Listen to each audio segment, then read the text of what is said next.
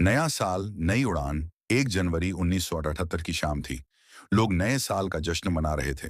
Mumbai airport पर air India की international flight 855 take off के लिए तैयार थी।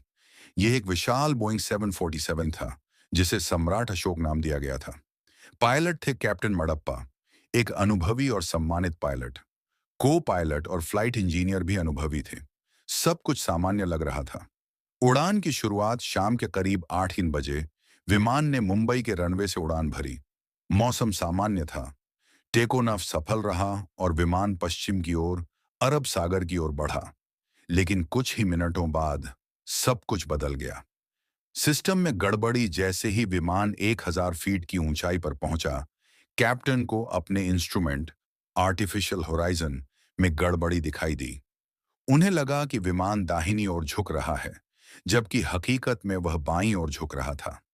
कैप्टन ने नियंत्रण को दाहिनी ओर मोड़ दिया ताकि विमान संतुलन में आ जाए, लेकिन यह उल्टा हो गया।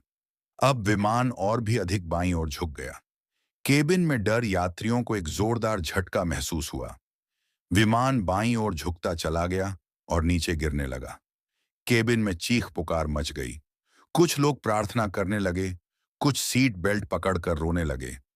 क्रू मेंबर्स ने यात्रियों को शांत करने की कोशिश की, लेकिन किसी के पास समय नहीं बचा था। दुर्घटना उड़ान भरने के केवल 3 मिनट बाद विमान ने अरब सागर में सीधा गोता लगाया और तेज रफ्तार से समुद्र में जा गिरा। तेज धमाका और कुछ ही पलों में सब कुछ समंदर की गहराइयों में समा गया। जांच क्या कहती है?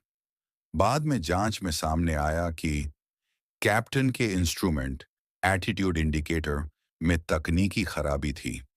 बाकी पायलटों ने इसका ध्यान नहीं दिया या उन्हें प्रतिक्रिया देने का समय नहीं मिला।